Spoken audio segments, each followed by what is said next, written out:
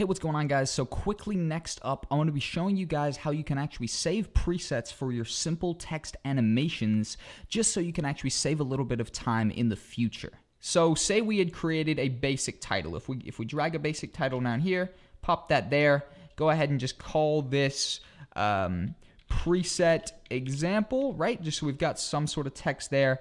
Go ahead and pop that in the middle. I won't even tweak this too much, just for an example.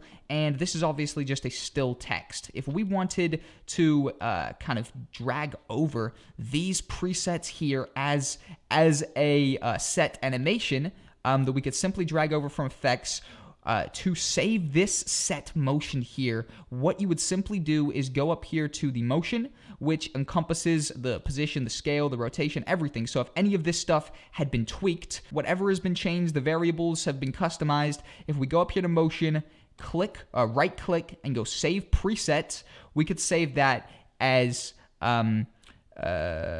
bounce simple animation, okay? And when we save that as a bounce simple animation, or save it as whatever we want, we can simply direct ourselves over to effects, drop down the menu for presets, and we have a bounce simple animation, where if we go over here to this preset example, which obviously we've done no animation to, but we've just spent a decent bit of time animating these guys over here, we could just drag that bounce simple animation, and it is going to add the same things to this as obviously was on these guys. However, what this does is it actually does not track time. So this is going to spread this out over basically whatever the size of the clip is. For example, we know that this first clip, this preset is for the whole clip. It doesn't just cover a section of it. The first keyframe is at the beginning, the second keyframe is at the middle, and that last keyframe is at the end. So this animation encompasses the entire length of the clip.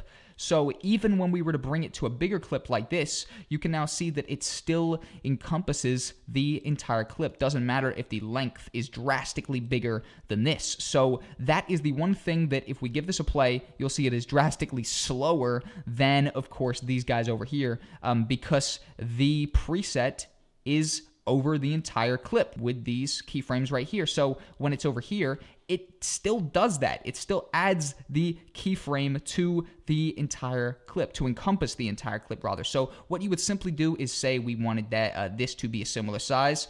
We would just kind of go over here to down here on our timeline, where it would maybe look like it's a decent amount of size, decently similar size, and then just kind of start dragging these guys over and readjusting how they work. So for example, like that, and then maybe we would go into our razor tool, cut that at the end, and then if we give this a play, obviously we have just reset that saving preset to not encompass the entire length of the clip, but just to encompass the part that we wanted. However, say we duplicated this right here and it was just the exact same size, and say we were to turn off this animation right here, just put that as if it was normal, right? Obviously, this is the set exact size as this, so if we were to drag over this basic bounce animation, it is going to work perfectly. So you kind of need to keep that clip size thing in mind when going about using presets. However, usually there's minimal amount of tweaking you have to do, and these presets do work decently good. But